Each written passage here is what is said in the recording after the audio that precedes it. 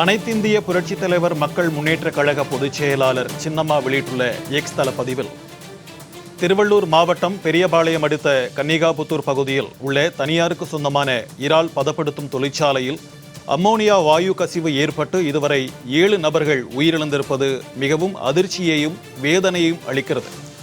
இதில் பலர் ஆபத்தான நிலையில் மருத்துவமனையில் தீவிர சிகிச்சை பிரிவில் கவலைக்கிடமாக இருப்பதாக வரும் செய்திகள் மிகவும் கவலை அளிப்பதாக சின்னம்மா குறிப்பிட்டிருக்கிறார்.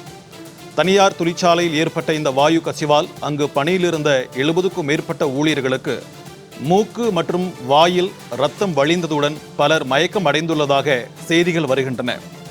இதில் பாதிப்படைந்த தொழிலாளர்கள் சிகிச்சைக்காக மருத்துவமனையில் அனுமதிக்கப்பட்டுள்ள நிலையில் அவர்கள் விரைவில் குணமடைய வேண்டுமென ஆண்டவனை வேண்டுவதாக சின்னம்மா குறிப்பிட்டிருக்கிறார்.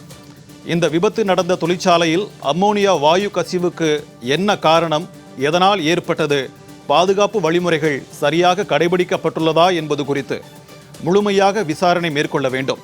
மேலும் தமிழகத்தில் உள்ள அனைத்து தொழிற்சாலைகளிலும் பாதுகாப்பு வழிமுறைகள் சரியாக கடைபிடிக்கப்படுகிறதா என்பது குறித்தும் தொடர்ந்து ஆய்வுகளை மேற்கொள்ள வேண்டும் என்று தமிழக அரசை கேட்டுக்கொள்வதாக சின்னம்மா எக்ஸ் தள பதிவில் குறிப்பிட்டிருக்கிறார்.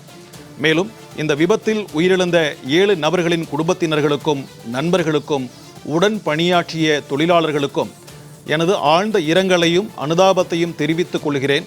அன்னார்களது ஆன்மா இறைவன் திருவடி நிழலில் இளைப்பார எல்லாம் வல்ல ஆண்டவனை வேண்டுவதாக அனைத்திந்திய புரட்சித் தலைவர் மக்கள் முன்னேற்றக் கழக பொதுச் செயலாளர் சின்னம்மா வெளியிட்டுள்ள எக்ஸ் தள பதிவில் குறிப்பிட்டிருக்கிறார்.